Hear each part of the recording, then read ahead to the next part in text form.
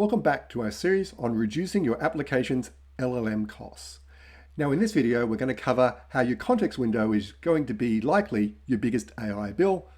I'm Troy Magennis, and I'm coming to you from the lovely Pacific Northwest. Let's get started.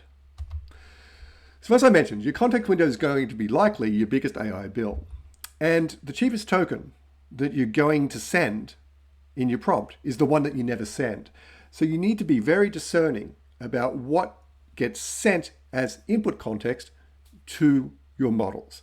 And a lot of costs come from these tokens and not the output tokens. When teams keep adding system instructions, the chat history grows, we add documents and we send those in, tool definitions, policies evolve over time to try and cater for every specific need until every prompt that you send becomes huge.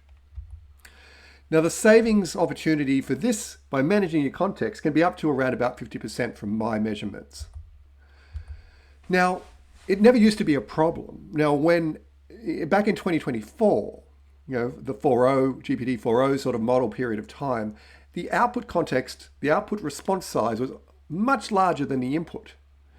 But even in 2024 to 2025, OpenRouter, a gateway which can measure such things, found a 4x increase in the average token size of the requests coming in. And I see that too. Back in 2024, I was really worried about the number of output tokens in the response size. But in 2025, that completely flipped. I started seeing that my inputs were getting 5 times larger than the responses I was getting back. And in 2026, with a lot of data-heavy apps, those which are summarizing call transcripts or interviews, you can be up to a 20-to-1 ratio of your input context size to your output. And that has a couple of problems. And it's not just the size. There's something called context rot. Now imagine you're the LLM and you're getting flooded with all this input amount of information and a prompt to do something. Well, how do you know which parts of that input context are really necessary to answer your question? It's like finding a needle in a haystack. So as our input context grows, often the response quality declines. So it's not just about saving money, it's about getting an improvement in response. Now, Anthropic wrote a good paper on managing context size. And one of the things they highlighted was the fact that often a lot of the size bloat that we see in our inputs comes from our system instructions, our system prompt. And they can be very specific or they can be sort of too vague. And your job is to find the right middle ground. Now, how does it get too specific? Well, every time you get a result that you don't like, you go and add something to the system instruction to try and avoid it in the future. And, you need to keep revisiting that because the models get better over time and they follow instructions better as the frontier models have emerged than they ever did. So a lot of your system instructions were catering for weaker models. There's a middle ground and you've got to find that.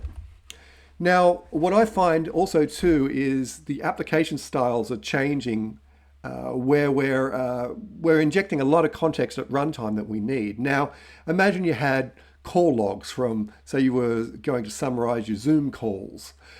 Well, what you don't want to have to send the whole call log to ask the question, extract actions out of it. You could use summaries. So maybe don't send the whole call transcript, pre-summarize it and store that in your database and send that for future calls. And the other one is at runtime, you've got to work out what context is in scope. Now, one product I sort of built there had open tickets versus closed tickets in Jira. But the prompt that we had and the screen they were on, one type of ticket was more appropriate than another. So working out at runtime what the relevant context is and understanding that is important. And the third area of bloat I see is tool calls and MCP. A lot of MCP servers have dozens and dozens of specific tools, but your call only needs one. So you might want to trim out your tool calls just for the ones that you want in scope. And the fewer, the more likely it is that the LLM will find the right tool at that period of time. Now, so here's the sort of points you want to remember. Don't send it if you don't need it. So up front, look for ways to only include the context for the prompt based on your knowledge of where they are in the application, and only send what's relevant.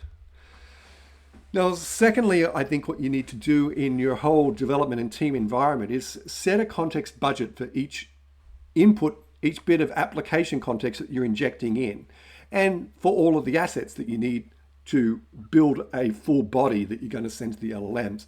System instructions, have a policy about how big it should be.